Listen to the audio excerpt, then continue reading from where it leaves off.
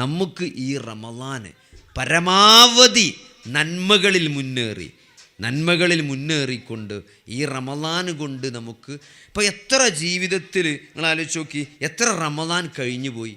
ഒരു 43 വയസ്സായ അയാളെ സംബന്ധിച്ചിടത്തോളം ഒരു 10 വയസ്സ് മുതൽ ഒരു സീരിയസ് ആയിട്ട് നോമ്പ് വിൽക്കാൻ തുടങ്ങിയിട്ടുണ്ടാവും. ഒരു 34 റമളാൻ കഴിഞ്ഞു പോയിട്ടുണ്ടാവും. ഒരു 65 വയസ്സായ ഒരാൾക്ക് 55 റമളാന് ബുദ്ധി വെച്ച കാലത്തിന് ശേഷം കഴിഞ്ഞു പോയിട്ടുണ്ടായി. ഓരോ റമളാൻ നമുക്കുണ്ടാക്കിയ നേട്ടം എന്താണ്?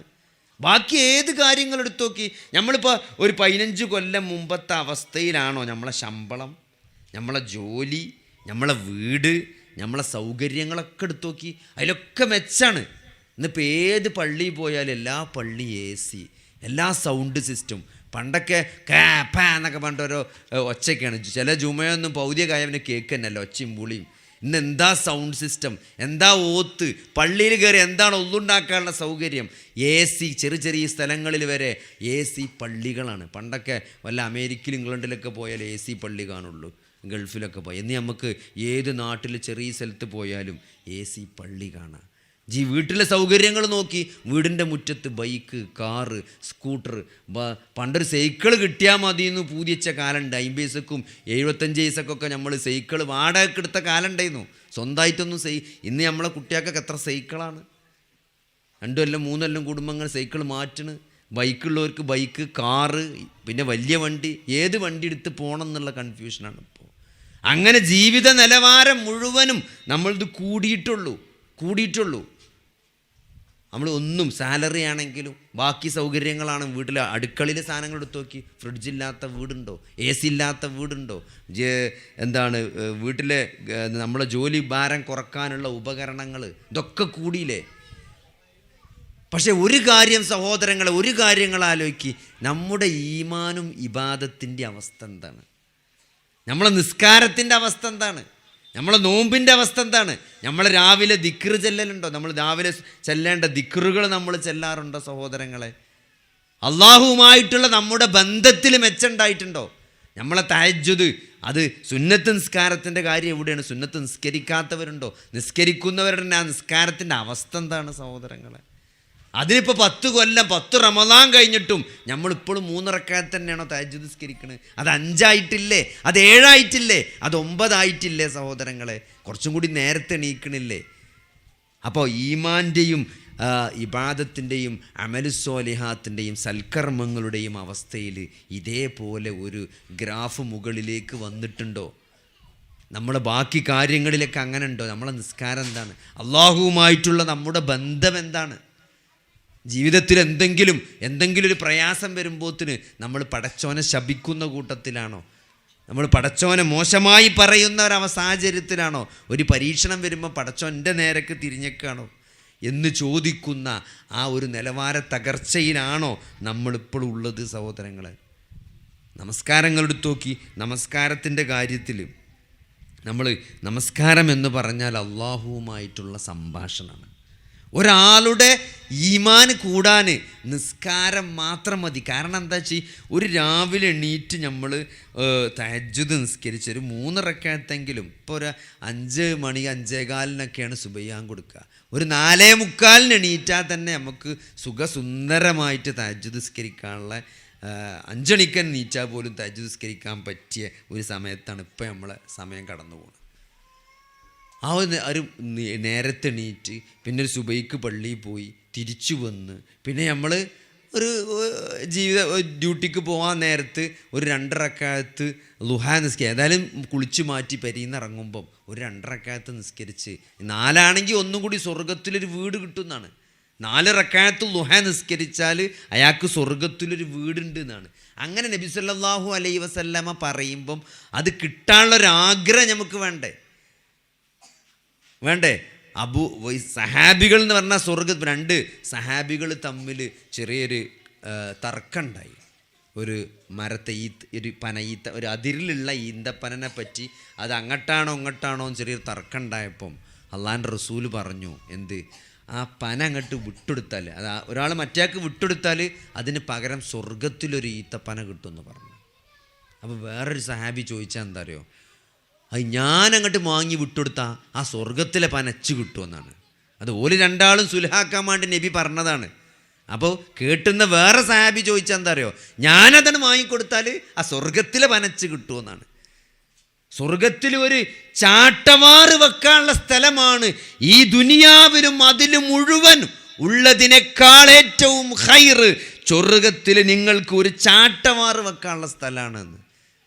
ഞാൻ അങ്ങനെ അലച്ചത് ഈ ചാട്ടവാറ് വെക്കാനുള്ള സ്ഥലം, അത് നമുക്ക് ചാട്ടവാറിൻ്റെ ആവശ്യമല്ലേ. ഇവർ ഈ ഒട്ടകമായിട്ട് നടക്കണോണ്ട് അവർക്ക് പരിചയമുള്ള ഏറ്റവും ചെറിയ ഒരു സ്ഥലം ആവശ്യമില്ല. ഒരു വെക്കാനൊരു സ്ഥലം നമ്മൾ തരാത്തൊരു സ്ഥലമാണ് ചാട്ടവാറ് എന്ന് പറഞ്ഞാൽ. അത് എവിടെ വേണമെങ്കിലും വെക്കാം. അതുകൊണ്ടാണ് അത്രയും ചെറിയ ഒരു സ്ഥാനം. അത് വെക്കാൻ സ്വർഗത്തിലൊരു സ്ഥലം കിട്ടിയാൽ അതാണ് ഈ ദുനിയാവും അതിലുള്ളതിനേക്കാളും ഖൈർ എന്ന് പറയുമ്പോൾ സഹോദരങ്ങളെ, ഈ ദുനിയാവ് എത്ര ഉണ്ട്, എത്ര ഏക്കറ കണക്കിന് സ്ഥലമുണ്ട്. ഇവിടെയൊക്കെ എന്താ ഇപ്പോൾ സ്ഥലത്തിന് വില? ഏതൊരു ചെറിയ സ്ഥലത്ത് ഉള്ളിക്ക് പോയാൽ പോലും സ്ഥലത്തിന് എന്താ വില? എറണാകുളം MG റോട്ടിലൊക്കെ ഒരു സെൻറ്റിന് എന്താ സ്ഥലത്തിന് വില? അപ്പോൾ ഈ ഭൂമിക്ക് എത്ര വില ഉണ്ടാവും? അതിനേക്കാൾ ഖൈർ സ്വർഗത്തിലൊരു ചാട്ടവാറ് വെക്കാനുള്ള സ്ഥലമാണ്. അത് അവർക്ക് മനസ്സിലായതുകൊണ്ടാണ് ഓരങ്ങനെ ചോദിച്ചത്, ആ സ്വർഗത്തിലെ ഈത്തപ്പന കിട്ടുമെന്ന്. 70,000 ആളുകൾ വിചാരണ കൂടാതെ സ്വർഗത്തിൽ പോകുമെന്ന് അള്ളാൻ്റെ റസൂല് പറയാണ്. ക്ലാസ് എടുത്തു കൊടുക്കുകയാണ്, സാബത്തിന് പഠിപ്പിച്ചു കൊടുക്കുകയാണ്. അപ്പോൾ ഉക്കാഷ റളിയല്ലാഹുവിന് എണീറ്റ് നിന്നിട്ട് ചോദിക്കുകയാണ്, നബിയെ ഇന്നയിക്കൊന്ന് പെടുത്താൻ ഒന്ന് പ്രാർത്ഥിക്കുകയും, ഇന്നയിക്കൊന്ന് ആ 70,000 ഇന്നൊന്ന് ആക്കാൻ വേണ്ടി ഒന്ന് പ്രാർത്ഥിച്ചാണ് ഈ പറഞ്ഞത്. അപ്പോൾ നബി പ്രാർത്ഥിച്ച്. അപ്പോൾ വേറെ ആൾ വീണിട്ട് നിന്നിട്ട് ഇനിയും അല്ലാതെ ചാൻസ് കഴിഞ്ഞു. അത് ഉക്കാശ മുൻകടന്നു എന്നാണ് പറഞ്ഞത്. ഉക്കാശ മുൻകടന്നു പോയി. അപ്പോൾ സഹോദരങ്ങളെ, അതാണ് മുൻകടന്നു പോവുകയാണ്. വസ്സാബിഖൂനൽ-അവ്വലൂൻ, മുൻകടന്നു പോയ ആളുകളുണ്ട്. അവർ പോയ മാർഗ്ഗം നമുക്ക് മുമ്പിലുണ്ട് സഹോദരങ്ങളെ. അതുകൊണ്ട് ഈ അവസരങ്ങളൊക്കെ നമ്മൾ ഉപയോഗപ്പെടുത്തണം. അങ്ങനെ ആ ഒരു വില സ്വർഗത്തെ മനസ്സിലാക്കിയ ആളുകളാണ് നമ്മുടെ മുൻഗാമികൾ. അള്ളാഹുവിനെ അവർ മനസ്സിലാക്കി, ഇതവർ തിരിച്ചറിഞ്ഞു കഴിഞ്ഞു. അപ്പോൾ സഹോദരങ്ങളെ, നമ്മളിപ്പോൾ എത്ര കാലം നിസ്കരിക്കണ്? നമ്മൾ നിസ്കാരം എന്ന് പറയുമ്പോൾ ളുഹർ അസർ ഇങ്ങനെ അടുത്തടുത്ത് ഇതിങ്ങനെ സീരിയസ് ആയിട്ട് കാണുന്ന ഒരാളെ സംബന്ധിച്ചിടത്തോളം പിന്നെ ഒരു ഗ്യാപ്പില്ല. ഒരു നിസ്കാരം കഴിഞ്ഞ് ഒന്നും കുറച്ച് തിരിഞ്ഞടിച്ചാൽ അടുത്ത നിസ്കാരത്തിന് സമയമായി. അപ്പോൾ ഒരു നിസ്കാരെങ്കിലും ഒന്ന് ആത്മാർത്ഥതയോടെ നിർവഹിച്ചാൽ തന്നെ നമ്മൾ പടച്ചോനായിട്ട് എന്തൊരു ബന്ധത്തിലായിരിക്കും. ഒരു ഫാത്തിഹ ഓതുമ്പോൾ നിസ്കാരത്തിൽ നമ്മൾ കൈ കെട്ടിയിട്ട് ഫാത്തിഹ ഓതുമല്ലോ, ബിസ്മില്ലാഹിർ റഹ്മാനിർ റഹീം, അൽഹംദുലില്ലാഹി റബ്ബിൽ ആലമീൻ, അൽഹംദുലില്ലാഹി റബ്ബിൽ ആലമീൻ. നമ്മൾ ഫാത്തിഹയിലെ ആദ്യത്തെ വചനം അൽഹംദുലില്ലാഹി റബ്ബിൽ ആലമീൻ. അത് ഒന്ന് ആത്മാർത്ഥതയോടെ നമ്മൾ പറയാൻ എന്ത് തടസ്സമുള്ളത്? എന്താ അപ്പം അതിൻ്റെ അർത്ഥം? സർവസ്തുതിയും സർവലോകരക്ഷിതാവായ അള്ളാഹുവിനാകുന്നു എന്നാണ്. അത് നമ്മൾ പറയുമ്പം അർശിൻ്റെ മുകളിൽ നിന്ന് അള്ളാഹു പറയുമെന്ന്, ഹമിദനി അബ്ദി, എൻ്റെ അടിമ എന്നെ സ്തുതിച്ചു എന്ന്. നോക്കി, അള്ളാഹ്ക്ക് സർവസ്തുതിയും എന്ന് പറയാതിരിക്കാൻ എന്ത് ന്യായ നമ്മളെടുത്തുള്ളത്? നമ്മൾ ഇന്ന് രാവിലെ എണീറ്റില്ല സഹോദരങ്ങളെ. എത്ര ആൾക്കാർ ഇന്ന് രാവിലെ സുബൈക്ക് ആ സുബൈ ബാങ്ക് കൊടുത്ത് ഒരു 6-6:30 വരെ കാഷ്വാലിറ്റിൻ്റെ മുമ്പിൽ വന്ന് നിന്നാൽ മതി. ഓരോരുത്തരെ കൊണ്ടുവരുന്ന ഇങ്ങനെ കാണാം. വിളിച്ചിട്ട് നീച്ചാത്തവർ, മുണ്ടാത്തവർ, മൂത്രം പോകാത്തവർ. രാവിലെ എണീറ്റിട്ട് വാപ്പ മുണ്ടിടില്ല. ഉമ്മ തഹജ്ജുദ് നിസ്കരിച്ചാൻ വേണ്ടി ഒന്നുണ്ടാക്കാൻ പോയി വീണതാണ്, അറിഞ്ഞില്ല.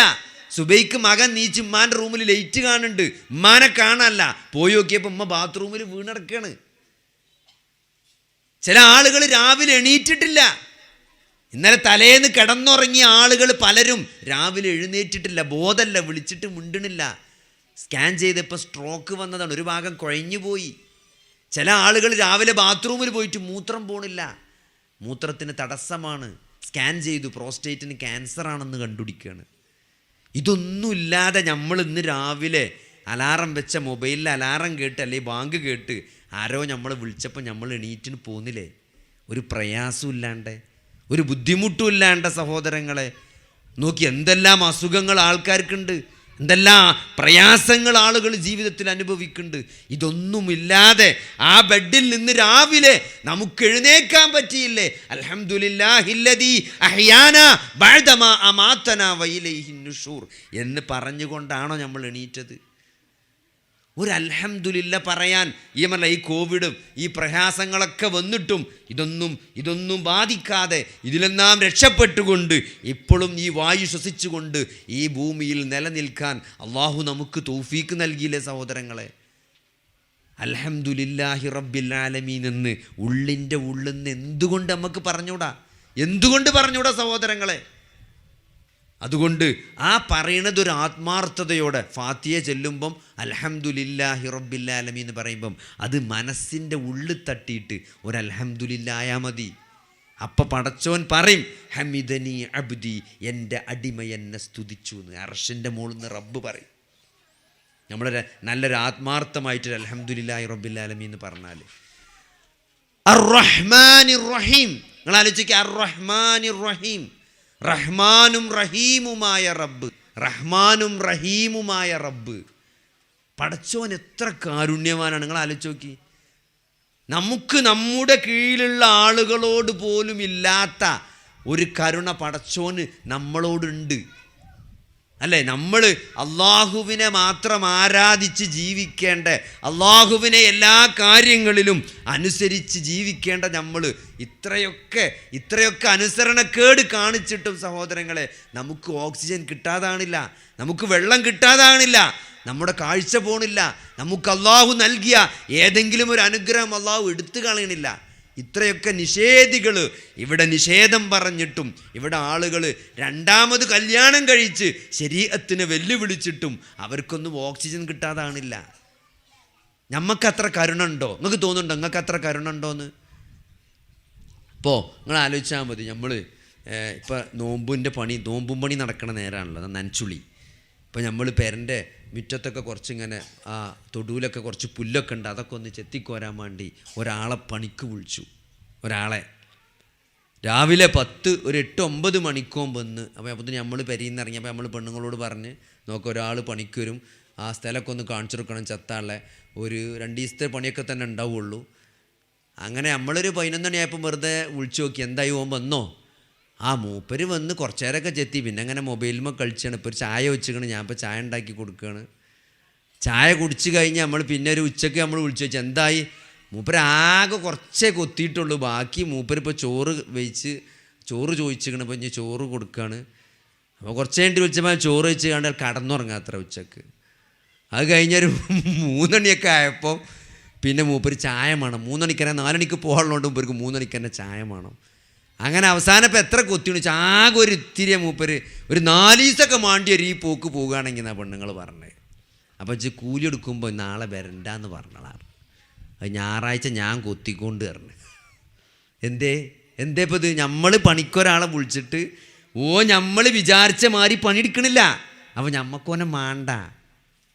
സഹോദരങ്ങളെ, നമ്മളെ കാര്യം ആലോചിച്ച് നോക്കി. പടച്ചോ നമ്മളെ ഈ ഭൂമിയിലേക്ക് അയച്ചത് എന്തിനാ? അള്ളാനെ ആരാധിക്കണം. വമാ ഖലഖ്തുൽ ജിന്ന വൽ ഇൻസ ഇല്ലാ ലിയഅ്ബുദൂനി, എന്നെ മാത്രം ആരാധിക്കാനാണ് ജിന്നുവർഗത്തെയും മനുഷ്യവർഗത്തെയും ഞാൻ സൃഷ്ടിച്ചത്. എന്നിട്ട് അള്ളാനെ ആരാധിക്കാതെ എത്ര അഹങ്കാരം കാണിച്ച് ശരീഅത്തിനെ പോലും വെല്ലുവിളിച്ച് ഇവിടെ ആളുകൾ ജീവിക്കണ്. ഓർക്കൊന്നും ഓക്സിജൻ കിട്ടാതെ പോണില്ല, ഓരോ വീട്ടിലെ കിണർ വറ്റിപ്പോണില്ല, ഓർക്ക് എന്തെങ്കിലും ഒരു പ്രയാസം പ്രത്യേകിച്ച് പിടിപെടണില്ല, ഓർക്ക് പെട്ടെന്ന് സംസാരിക്കാൻ പറ്റാതാകണില്ല, ഒരു ചാനലിന് അഭിമുഖം കൊടുക്കണേ, ഇൻ്റർവ്യൂ നടക്കണേ, അള്ളാഹുവിനെയും റസൂലിനെയും ഈ ശരീഅത്തിനെയും എല്ലാം നിഷേധിച്ച് വെല്ലുവിളിച്ചിട്ട് ഇവിടെ ഒരു ചുക്കും സംഭവിക്കണില്ല. അത് അള്ളാൻ്റെ കാരുണ്യമാണ്. അതാണ് അള്ളാൻ്റെ കാരുണ്യം. നമുക്ക് പോലും നമ്മുടെ കീഴിലുള്ള ആളുകളോടില്ലാത്തത്ര കാരുണ്യത്തിൻ്റെ ഉറവിടമാണ് പടച്ചോൻ. ആ റഹ്മാനും റഹീമുമാണ് റബ്ബ് എന്ന് ഉള്ളിൻ്റെ ഉള്ളിന്ന് പ്രഖ്യാപിക്കാൻ നമ്മുടെ ജീവിതം തന്നെ നമുക്കൊരു പ്രചോദനമല്ലേ, ഒരു എക്സാമ്പിളല്ലേ? അതൊന്ന് ആത്മാർത്ഥമായിട്ട് പറഞ്ഞൂടെ? അർ റഹ്മാനിർ റഹീം. അപ്പോൾ അള്ളാഹു അർശിൻ്റെ മുകളിൽ നിന്ന് പറയും, അസ്നാ അലയ്യ അബ്ദി, എൻ്റെ അടിമ എന്നെ പുകഴ്ത്തിയിരിക്കുന്നു എന്ന്. പിന്നെ മാലിക് യൗമിദ്ദീൻ, അടുത്തെന്താ നമ്മൾ പറയുന്നത്? മാലിക് യൗമിദ്ദീൻ, യൗമുദ്ദീൻ്റെ ഉടമസ്ഥനായ മാലിക്കാണ് പടച്ചോന്. എന്താ സംശയം? ഒരു വിചാരണ നമുക്കൊക്കെ വരാണ്ട്. അത് നീതി നിഷേധിക്കപ്പെട്ട അടിച്ചമർത്തപ്പെട്ട ആളുകൾക്കൊരു പ്രതീക്ഷയാണ്. നമ്മൾ പറയല്ലോ, നമ്മൾ നമ്മളെ വാക്കാരും കേൾക്കണില്ല, നമ്മളെ തെളിവൊന്നും ആരും സ്വീകരിക്കണില്ല. അപ്പം നമ്മൾ പറയും പടച്ചോൻ്റെ കോടതിയിൽ അമ്മക്ക് കാണാമെന്ന് നമ്മൾ പറയും. ഒരു കോടതി വരാണ്ട്, പടച്ചോൻ്റെ കോടതി. അന്നാർക്കും അന്ന് സുപ്രീം കോടതി പോയിട്ട് അപ്പീൽ കൊടുക്കാൻ പറ്റൂല. അന്ന് എവിടെയെങ്കിലും മന്ത്രിനെ കൊണ്ട് വിളിച്ചറിഞ്ഞിട്ട് അതിന് രക്ഷപ്പെടാൻ പറ്റൂല. ഒരാൾക്കും ഒരാളെയും സഹായിക്കാൻ പറ്റാത്ത, ഒരു ഫൈൻ അടച്ചുകൊണ്ട്, ഒരു ശുപാർശ ചെയ്തുകൊണ്ട് അതിൽ നിന്ന് രക്ഷപ്പെടാൻ സാധ്യമല്ലാത്ത, മുഴുവൻ അധികാരവും അള്ളാഹുവിൽ മാത്രമായിട്ടുള്ള ഒരു വലിയ അപകടകരമായ വിചാരണ നമുക്ക് വരാനുണ്ട്. അതിൻ്റെ ഉടമസ്ഥൻ നീയാണ് എന്നാണ് മാലിക് യൗമിദ്ദീൻ എന്ന് പറഞ്ഞാൽ. സഹോദരങ്ങളെ, അത് വലിയൊരു പ്രതീക്ഷയല്ലേ? നിങ്ങൾ ആലോചിച്ച് നോക്കി. നമ്മൾ ഒരു ദിവസം 17 പ്രാവശ്യമാണ് ഫാത്തിഹ ചൊല്ലുന്നത്. ഫർളായിട്ട്, സുന്നത്തല്ല ഞാൻ പറയണത്, ഫർള് മാത്രം നിസ്കരിക്കുന്ന ഒരാൾ 17 പ്രാവശ്യമാണ് ഇങ്ങനെ പടച്ചോൻ്റെ മുമ്പിൽ നിന്നിട്ട് ഡയലോഗ് അടിക്കണത്. അത് മുള്ളിൽ തട്ടി പടച്ചോൻ്റെ മുമ്പിലാണ് നിൽക്കണമെന്നുള്ളൊരു ബോധത്തോടു കൂടിയാണ് ആ സംസാരിക്കുന്നതെങ്കിൽ നമ്മൾ ജീവിതത്തിൽ മറ്റാരോടും ഇത്രയധികം സംസാരിക്കുന്നില്ല. ഇപ്പോൾ ഗൾഫിൽ മാപ്പിളാരെല്ലാവരുണ്ടല്ലോ ഇവിടെ. നിങ്ങൾ 17 ഒരു ദിവസങ്ങളെ മാപ്പിളിനെ വിളിക്കുന്നുണ്ടോ? നിങ്ങളെ ഭർത്താവ് 17 പ്രാവശ്യങ്ങൾ വിളിക്കുന്നുണ്ടോ? ഇല്ല.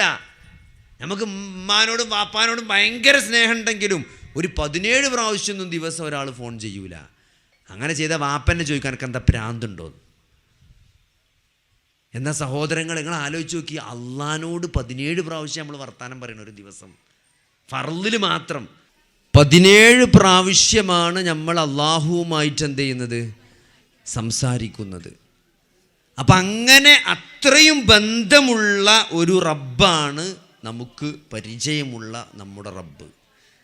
അങ്ങനത്തെ ഒരു റബ്ബിനെ സംബന്ധിച്ചിടത്തോളം, ആ ഒരു ബന്ധം നിലനിർത്തുന്ന ഒരാളെ സംബന്ധിച്ചിടത്തോളം അള്ളാഹുവിനോട് അങ്ങേ അറ്റത്തെ സ്നേഹം ഉണ്ടായിരിക്കും. കാരണം ഏറ്റവും കൂടുതൽ നമ്മൾ സംസാരിക്കുമ്പം, ഏറ്റവും കൂടുതൽ ആത്മാർത്ഥമായിട്ട് നമ്മൾ സംസാരിക്കുന്ന സന്ദർഭത്തിൽ നമുക്ക് ബന്ധം ഉണ്ടാവും.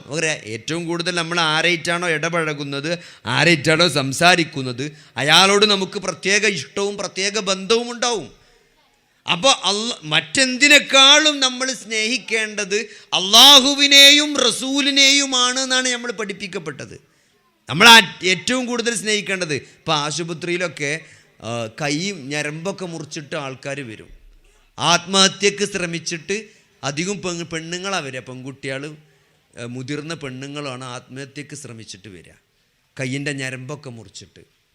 അപ്പോൾ ചോദിക്കുമ്പോൾ എന്താ പറയുക?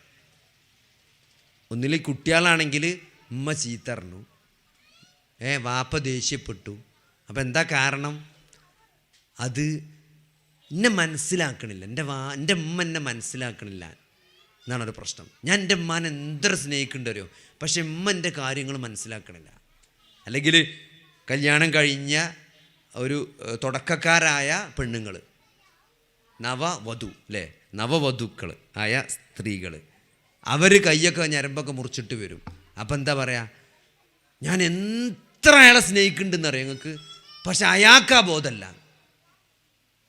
അപ്പം എന്താണ്? നിരാശയാണ്. കാരണം നമ്മൾ അത്രയും സ്നേഹിച്ചിട്ടും തിരിച്ച് സ്നേഹം കിട്ടണില്ല.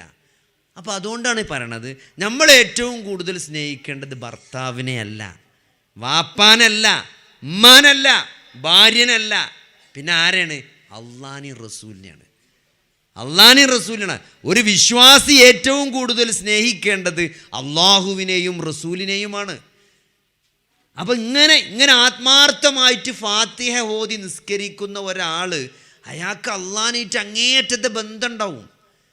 അള്ളാഹ് നമ്മുടെ വലിയ ഒരു ഫ്രണ്ടായിരിക്കും, ഒരു സുഹൃത്തായിരിക്കും. കാരണങ്ങൾ നോക്കി, നമ്മൾ കൈ കെട്ടിയിട്ട് എന്ത് തിരക്കുണ്ടെങ്കിലും, ബാക്കി ഇപ്പം എന്താ, ചില ആൾക്കാർ ഭയങ്കര സ്നേഹമുള്ളവർ ഇന്നെന്താ വിളിക്കാൻ ഞാൻ ചോദിച്ചാൽ എന്താ പറയുക? ഞാൻ തിരക്കുപ്പെട്ടു. പക്ഷേ നിസ്കാരത്തിന് തിരക്കുപ്പെടില്ല. അത് ജമ്മാക്കാൻ, അങ്ങോട്ടും ഇങ്ങോട്ടും ആക്കാനേ പറ്റുള്ളൂ, ഒഴിവാക്കാൻ പറ്റൂല. അപ്പം നിർബന്ധമായും നമ്മൾ അള്ളാഹുവുമായിട്ട് സംസാരിച്ചിരിക്കണം. അപ്പം അത്രയും ക്രിയേറ്റീവായിട്ട് ഒരു ബന്ധം നമ്മൾ അള്ളാഹുവുമായിട്ട് ഈ നമസ്കാരത്തിൽ ഉണ്ടാക്കുന്നുണ്ട്. അത് നമുക്ക് കിട്ടാതെ പോയത് എന്താണ്? നമുക്ക് എന്തുകൊണ്ട് കിട്ടാതെ പോയി? നമുക്ക് പടച്ചോനെ പറ്റി അങ്ങനെ ഒരു ബോധമില്ലാതെ പോയത്. നമ്മളെ നമസ്കാരം യാന്ത്രികമായി, ചെറുപ്പത്തിലേ അങ്ങനെ നിസ്കരിച്ചാന്ന് പറഞ്ഞിട്ട് ഒരു നേരമാകുമ്പം ഒന്നുണ്ടാക്കി വന്നിട്ട് അങ്ങോട്ട് ഒരു കൂത്തം മാറിയാൽ നമ്മൾ പറയില്ലേ, അങ്ങനെ ആയി നമ്മളെ നിസ്കാരം. നമ്മളിൽ പടച്ചോനെ ഓർക്കണില്ല. കയ്യണ് കെട്ടിയിട്ട് എല്ലാ കാര്യങ്ങളും മാറ്റി, എത്ര തിരക്കുള്ള രാജാവും പ്രധാനമന്ത്രിയും മിനിസ്റ്ററും ഏത് വലിയ ധനാഢ്യനാണെങ്കിലും എത്ര തിരക്കുള്ള ആളാണെങ്കിലും ആ ബാങ്ക് കൊടുത്തു കഴിഞ്ഞാൽ കുറച്ച് സമയം എന്ത് ചെയ്യണം? എല്ലാ തിരക്കും മാറ്റിവെച്ച് തക്ബീറത്തുൽ ഇഹ്റാം ചൊല്ലി അള്ളാഹുവുമായിട്ട് നമ്മൾ സംസാരിക്കണം. അൽഹംദുലില്ലാഹി റബ്ബിൽ ആലമീൻ, സർവ്വലോക രക്ഷിതാവായ റബ്ബിന് തന്നെയാണ് സർവസ്തുതിയും. അർ റഹ്മാനിർ റഹീം, റഹ്മാനും റഹീമുമാണവൻ. മാലികി യൗമിദ്ദീൻ, ആ പ്രതിഫല നാളിൻ്റെ വിചാരണയുടെ ദിവസത്തിൻ്റെ ഉടമസ്ഥൻ അവനാണ് എന്ന്. അപ്പോൾ പിന്നെ ഇയ്യാക നഅ്ബുദു വ ഇയ്യാക നസ്തഈൻ, ഇയ്യാക നഅ്ബുദു വ ഇയ്യാക നസ്തഈൻ, അൽഹംദുലില്ലാഹി റബ്ബിൽ ആലമീൻ, അർ റഹ്മാനിർ റഹീം, മാലികി യൗമിദ്ദീൻ എന്ന് പറയുമ്പോൾ ഒക്കെ നമ്മൾ പുകഴ്ത്തലാണ് പടച്ചോനെ. ഇയ്യാക നഅ്ബുദു വ ഇയ്യാക നസ്തഈൻ, ഞാൻ നിന്നെ മാത്രം ആരാധിക്കുന്നു, നിന്നോട് മാത്രം സഹായം തേടുള്ളൂ എന്ന് നമ്മൾ പറയും. അപ്പോൾ അള്ളാഹ് അർശിൻ്റെ മുകളിൽ അള്ളാഹു പറയുമെന്നാണ്, ഞാനും എൻ്റെ അടിമയും തമ്മിലുള്ള കരാറാണ്. ഇതാണ് കരാർ. നമ്മൾ പടച്ചോനും തമ്മിലുള്ള കരാറാണെന്ത്? അള്ളാനെ മാത്രമേ, നിന്നെ മാത്രമേ ഞാൻ ആരാധിക്കുള്ളൂ, നിന്നോട് മാത്രമേ ഞാൻ സഹായം തേടുള്ളൂ. അപ്പോൾ സഹോദരങ്ങളെ, എന്താണ് ആരാധന എന്ന് പറഞ്ഞാൽ? എന്താണ് ആരാധന എന്ന് പറഞ്ഞാൽ? അള്ളാഹു അല്ലാത്തവരെ വിളിച്ച് പ്രാർത്ഥിക്കാൻ പാടില്ല, അള്ളാഹു അല്ലാത്തവരെ കൊണ്ട് സത്യം ചെയ്യാൻ പാടില്ല, മമ്പുറത്തെ തങ്ങളെ സത്യം ചെയ്യാൻ പാടില്ല, മൊയ്തീൻ ശൈഖിനെ വിളിച്ച് സത്യം ചെയ്യാൻ പാടില്ല, ബദരീങ്ങളെ വിളിച്ച് സത്യം ചെയ്യാൻ പാടില്ല, ഉമ്മാനെയും ബാപ്പാനെയും വിളിച്ച് എൻ്റെ വാപ്പന്നെയാണ് സത്യം, അമ്മയാണ് സത്യം എന്നൊരു വിശ്വാസി പറയാൻ പാടില്ല. അള്ളാഹുവിനെ കൊണ്ട് മാത്രമേ സത്യം ചെയ്യാൻ പാടുള്ളൂ. അള്ളാഹു അല്ലാത്തവർക്ക് നേർച്ച നേരാൻ പാടില്ല, അള്ളാഹു അല്ലാത്തവരെ കൊണ്ട് വിളിച്ച് പ്രാർത്ഥിക്കാൻ പാടില്ല. അത് ജിന്നാകട്ടെ, മനുഷ്യനാകട്ടെ, മലക്കാകട്ടെ, മരിച്ചവരാകട്ടെ, ജീവിച്ചവരാകട്ടെ, അള്ളാഹു അല്ലാത്ത ഒരാൾക്കും തന്നെ, അള്ളാഹു അല്ലാത്ത ഒരാളോടും തന്നെ പ്രാർത്ഥിക്കാൻ പാടില്ല. പ്രാർത്ഥന അള്ളാഹിനോട് മാത്രമേ പാടുള്ളൂ. അള്ളാഹ്ക്ക് മാത്രം കഴിയുന്ന കാര്യങ്ങൾ അള്ളാഹു അല്ലാത്ത ആരോട് ചോദിച്ചാലും അത് ശിർക്കാണ്, അത് ശിർക്കാണ്. രോഗം മാറ്റാൻ, മഴ പെയ്യാൻ, സന്താനത്തെ തരാൻ, ഒരു കാര്യത്തിന് തൗഫീക്ക് തരാൻ, ഇതൊക്കെ പടച്ചോന് മാത്രമേ കഴിയുള്ളൂ. അത് ഏതെങ്കിലും ജാറത്തിലോ നൂല് കെട്ടിയാലോ ചരട് കെട്ടിയാലോ അല്ലെങ്കിൽ എവിടുന്നെങ്കിലും മന്ത്രിച്ചൂതിയ കയറ് കൊണ്ടെന്ന് കെട്ടിയാലോ അരയിൽ കെട്ടിയാലോ സഹോദരങ്ങളെ, എന്തെങ്കിലും എവിടുന്നെങ്കിലും മന്ത്രിച്ചൂതിയ അല്ലെങ്കിൽ ബർക്കത്തുള്ള പേന കൊണ്ടെന്ന് പരീക്ഷ എഴുതിയാൽ പാസ്സാകും എന്ന് വിചാരിക്കുന്നുണ്ടെങ്കിൽ അതാണ് ശിർക്ക്. അത് അള്ളാഹ്ക്ക് മാത്രമേ കഴിയുള്ളൂ. അതിനുള്ള തൗഫീക്ക്, ജയിക്കാനുള്ള തൗഫീക്ക് അത് പടച്ചോന് മാത്രമേ തരാൻ കഴിയുള്ളൂ. അപ്പോൾ അത് ജീവിതത്തിൽ വരാൻ പാടില്ല. അതാണ് പടച്ചോനായിട്ടുള്ള കരാറ്. അതിങ്ങനെ പുതുക്കിക്കൊണ്ടിരിക്കുകയാണ്. ഇയ്യാക നഅ്ബുദു വ ഇയ്യാക നസ്തഈൻ. എന്നിട്ടോ ഇഹ്ദിനസ് സിറാത്തുൽ മുസ്തഖീം, നീ ഞങ്ങളെ നേർമാർഗത്തിലേക്ക്, സിറാത്തുൽ മുസ്തഖീമിലേക്ക് വഴി കാണിച്ചു തരണമേ, ഹിദായത്ത് നൽകണമേ എന്ന് പറയുമ്പോൾ നിങ്ങൾ നോക്കി, ഒരു ഹിദായത്ത് മാത്രമല്ല, നമ്മൾ അതിന് 3 കാര്യങ്ങളാണ് ചോദിക്കുന്നത്. ഒന്ന്, ശരിയായ മാർഗം, ഹിദായത്ത് കിട്ടാനുള്ള തൗഫീക്ക്. 2 അതിൽ ജീവിക്കാനുള്ള തൗഫീക്ക്. ഹിദായത്ത് കിട്ടിയാലും സഹോദരങ്ങളെ ഇതൊക്കെ അനുസരിച്ച് ജീവിക്കാനുള്ള ഒരു തൗഫീക്ക് വേണ്ടേ? ഈ ശരീഅത്തനുസരിച്ച് മുസ്ലിമായി ജീവിക്കാനുള്ളൊരു തൗഫീക്ക് വേണ്ടേ? ഇപ്പോൾ ബാങ്ക് ഇങ്ങനെ കേൾക്കുമ്പം പള്ളിയിലേക്ക് പോകാൻ തോന്നണ്ടേ? ബാങ്ക് കൊടുക്കണ്ടല്ലോ, നിസ്കരിക്കാൻ പോകണമെന്ന് തോന്നണം. എന്നിട്ട് തോന്നിട്ട് നമുക്ക് അതിന് കഴിയണം. ഒരു തോന്നൽ മാത്രം പോരാ, നമുക്ക് അവിടുന്ന് എണീറ്റ് നടന്ന് പോകാൻ പറ്റണം. അവിടെ തടസ്സങ്ങൾ വരരുത്. ഇതൊക്കെ നമുക്ക് പറ്റുന്ന കാര്യമാണ്. പക്ഷെ അവിടെ തടസ്സങ്ങൾ ഇടയിൽ വരാൻ പടച്ചോൻ്റെ ഒരു തൗഫീക്ക് ഇല്ലാതിരിക്കണം. നമ്മളവിടുന്ന് ഇറങ്ങുമ്പോൾ നമ്മളെ കാല് മടക്കി ചവിട്ടി നമ്മൾ വീണു, കാല് വീങ്ങി നടക്കാൻ പറ്റുന്നില്ല, അപ്പോൾ നമുക്ക് നിസ്കാരത്തിന് പോകാൻ പറ്റൂല. അല്ലെങ്കിൽ നമ്മൾ പള്ളിക്കലെത്തിയപ്പം വീട്ടിൽ നിന്ന് വിളി വന്നു, ഉമ്മ ബാത്റൂമിൽ വീണ് നീക്കാൻ പറ്റണില്ല, നിങ്ങളിപ്പോൾ നിസ്കരിച്ചിട്ടുണ്ട വേണം പോരി എന്ന് പറഞ്ഞാൽ നമുക്ക് ആ നിസ്കാരത്തിൽ കയറാൻ പറ്റില്ല. നമ്മൾ ഉമ്മാനെ കൊണ്ടുപോകണം ആസ്പത്രിക്ക്. അപ്പോൾ അവിടെ ഉമ്മ വീഴാതിരിക്കണം, നമ്മളെ കാല് മടക്കി ചവിട്ടി നമ്മൾ വീഴാതിരിക്കണം, നമ്മളെ വണ്ടി പള്ളിക്ക് പോണ വഴിയിൽ ആക്സിഡൻ്റ് ആകാതിരിക്കണം. ഇതൊക്കെ പടച്ചോൻ്റെ തൗഫീക്കിന് കിട്ടേണ്ടതാണ്. ആ തൗഫീക്കാണ് ഇഹ്ദിനസ് സിറാത്തുൽ മുസ്തഖീം എന്ന് പറയുമ്പോൾ ഇതിൽ ചോദിക്കുന്നത്. ഒരു ഹിദായത്ത് മാത്രമല്ല, ഈ ദീനുൽ ഇസ്ലാമിൽ ഇതിൻ്റെ നിയമങ്ങളനുസരിച്ച്, ഈ മതത്തിൻ്റെ നിയമങ്ങളനുസരിച്ച് ഇബാദത്ത് ചെയ്തുകൊണ്ട്, സൽക്കർമ്മങ്ങൾ ചെയ്തുകൊണ്ട് ജീവിക്കാനുള്ളൊരു തൗഫീക്ക് കൊണ്ട റബ്ബേ എന്നാണ് ഇഹ്ദിനസ് സിറാത്തുൽ മുസ്തഖീം എന്ന് പറഞ്ഞാൽ. പിന്നെ മാത്രമല്ല, അങ്ങനെയൊക്കെ ജീവിച്ച അവസാനം ഈമാനോടുകൂടെ നല്ലൊരു ആക്കിബത്ത് ഉണ്ടാകണം, മുഅ്മിനായിട്ട് മരിക്കാൻ കഴിയണം. അങ്ങനെയൊക്കെ ജീവിച്ച് അവസാനം ഒരു നിഷേധിയായി മരിക്കുന്ന അവസ്ഥ ഉണ്ടാകാൻ പാടില്ല. അത് വലിയ നഷ്ടമാണ്. അപ്പോൾ മുഅ്മിനായി മരിക്കാനുള്ളൊരു തൗഫീക്കും കൂടി ഇഹ്ദിന സിറാത്തുൽ മുസ്തഖീമിലുണ്ട്. ശരിയായ സിറാത്തുൽ മുസ്തഖീമിലേക്ക് എത്താനും അതിലിങ്ങനെ ജീവിക്കാനുള്ളൊരു തൗഫീക്കും അതിൽ തന്നെ മരിക്കാനുള്ള തൗഫീക്കും കൂടിയാണ് ഇഹ്ദിന സിറാത്തുൽ മുസ്തഖീം എന്ന് പറയുമ്പം നമ്മൾ ചോദിക്കണമെന്നാണ് പണ്ഡിതന്മാർ പറയുന്നത്. അപ്പോൾ അത് മനസ്സിലുണ്ട്, ഉള്ളിൽ നിന്ന് വരണം. ഇഹ്ദിന സിറാത്തുൽ മുസ്തഖീം. ചില ഒരു സൗദി അറേബ്യ പോയപ്പോൾ ഒരു സന്ദർഭത്തിൽ ഒരു ഇമാമ് ചില ഇഹ്ദിന സിറാത്തുൽ മുസ്തഖീമൊക്കെ ചിലപ്പോൾ രണ്ടെട്ടോതിനാണ്. അപ്പോൾ ശരിക്കും ആ ഹൃദയത്തിൽ തട്ടോളം ഓതി എന്നാണ് എനിക്ക് തോന്നിയത്. അപ്പോൾ തെറ്റിയിട്ടൊന്നുമില്ല, നമ്മൾ ആദ്യം ഓതി തെറ്റിയിട്ടൊന്നുമില്ല, പക്ഷെ അയാൾ ഒന്നും കൂടി ഓതിയേ ചില സമയത്ത്. അപ്പോൾ നമ്മുടെ മനസ്സിൽ, അപ്പോൾ നമ്മൾ ഉള്ളിൽ നിന്ന് ഇങ്ങോട്ട് വരണം. ഇഹ്ദിന സിറാത്തുൽ മുസ്തഖീം സിറാത്തുൽ ലദീന അൻഅംത അലൈഹിം. ആ മാർഗം ഏതാണ്? ആ മാർഗം നീ അനുഗ്രഹിച്ചവരുടെ മാർഗ്ഗമാണ്. ഇസ്ലാമിൻ്റെ സിറാത്തുൽ മുസ്തഖീം എന്ന് പറഞ്ഞാൽ അതിങ്ങനെ ഇടുങ്ങിയ ഒരു കടന്നാ കുടുങ്ങി മാർഗമല്ല. അത് ഇസ്ലാമിൻ്റെ വിശാലമായ രാജപാതയാണ്, റോയൽ റോഡാണ്, രാജമാർഗമാണ്. കാരണം എന്താണ്? കാരണം അതിൽ മുൻപേ നടന്നുപോയി അമ്പിയാക്കന്മാരും സ്വാലിഹീങ്ങളും സിദ്ദീഖീങ്ങളും ശുഹദാക്കളും സലഫുകളും എല്ലാം കടന്നുപോയ, സ്വർഗത്തിലേക്ക് മുമ്പേ നടന്നുപോയ മാർഗമാണ്. അങ്ങനെ തെരഞ്ഞ് കണ്ടുപിടിച്ച അത്ര ഇടങ്ങേറില്ല. അതിനെപ്പറ്റി എന്താ പറഞ്ഞത്? ലൈലുഹാ കനഹാരിഹ, അതിൻ്റെ രാത്രി പകൽ പോലെ പ്രശോഭിതമാണ്. നല്ല വെളിച്ചമുള്ള മാർഗമാണ്, ഇരുട്ടില്ല. അത്രയും വിശാലമായ കണ്ടുപിടിക്കാൻ അള്ളയും റസൂലും എന്താണ് പറഞ്ഞത്? എന്തൊരു നിങ്ങൾ ഈ ദീന് എന്ന് പറഞ്ഞാൽ എന്താണ്? അത് അള്ള പഠിപ്പിച്ചതാണ്, റസൂല് കാണിച്ചതാണ്. ഇതല്ലാത്തതൊന്നും ദീനല്ല. അതിലൊരു കൺഫ്യൂഷനും ഇല്ല. ഏത് കാര്യം, ഒരു ബറാത്തിൻ്റെ നോമ്പ് കഴിഞ്ഞല്ലോ, ഒരു ബറാത്ത് നോമ്പ് പറഞ്ഞാൽ നമ്മൾ കുറേ ആൾക്കാർ നോമ്പ് പറ്റും ഇവിടെ. അത് ഇസ്ലാമിലുള്ളതാണോ അല്ലേ നമുക്കറിയാം. വളരെ സിമ്പിളാണ്. അത് അള്ളാൻ്റെ റസൂൽ അങ്ങനെ നോമ്പ് നോറ്റിക്കണോ? ഇല്ല. സഹാബികൾ നോറ്റിക്കണോ? ഇല്ല. പിന്നെ എങ്ങനെ അത് ദീനാകുക?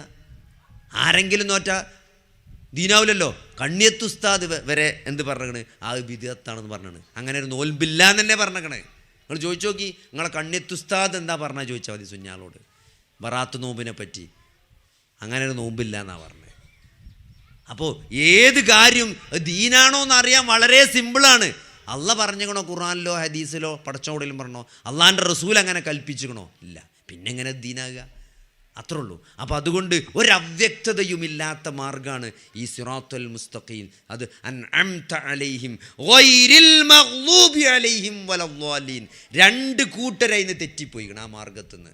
ആ റോട്ടൂടെ അങ്ങനെ പോകുമ്പം രണ്ട് സ്ഥലത്തേക്ക് എന്തുണ്ട്? പോകാൻ പാടില്ലാത്ത രണ്ട് വഴികളുണ്ട്. അതാരൊക്കെയാണ്? ഗൈരിൽ മഗ്ലൂബി അലൈഹിം, അള്ളാഹുവിൻ്റെ കോപം പിടിപെട്ട ആളുകൾ. അതാരാണ്? ഇതൊക്കെ മനസ്സിലാക്കിയിട്ട് അതനുസരിച്ച് ജീവിക്കാത്ത ആളുകൾ. ഇതൊക്കെ മനസ്സിലാക്കി പടച്ചോണ്ട്, നബിയുണ്ട്, ഇനി ഇതൊക്കെ സത്യമാണ്, മരണത്തിന് ശേഷം ഒരു ജീവിതമുണ്ട്, വിചാരണ ഉണ്ട്, പക്ഷെ നമ്മൾ തയ്യാറില്ല. അതനുസരിച്ച് ജീവിക്കാൻ തയ്യാറാകാത്ത ആളുകൾ, അവർക്കുള്ള ഉദാഹരണമാണ് യഹൂദന്മാരെ പോലെ ഇത് മനസ്സിലാക്കി ഇത് അനുസരിച്ച് ജീവിക്കാത്ത ആളുകൾ, അവരിൽ നീ പെടുത്തല്ലേ എന്നാണ്. പിന്നെ ഇത് മനസ്സിലാക്കാൻ ശ്രമിക്കാതെ പോയ ആളുകൾ, ഇതൊന്നും പഠിക്കാതെ, ഇതൊന്നും മനസ്സിലാക്കാൻ ശ്രമിക്കാതെ വഴി പിഴച്ചു പോയ ക്രിസ്ത്യാനികൾ, നസാറാക്കളെപ്പോലെയുള്ള ആളുകളിലും ഞങ്ങളെ ചേർക്കല്ലേ എന്ന് പറയുമ്പം മലക്കുകളും മനുഷ്യരും ഒന്നിച്ച് ആമീൻ പറയുമെന്നും അപ്പം ഹർഷിൻ്റെ മുകളിൽ നിന്ന് അള്ളാഹു പറയും, എൻ്റെ അടിമ ചോദിക്കുന്നതൊക്കെ അവനുണ്ട് എന്ന് പറയുന്നതാണ്. ഇതാണൊരു ഫാത്തിഹ. ഒരു ഫാത്തിഹാണിത്.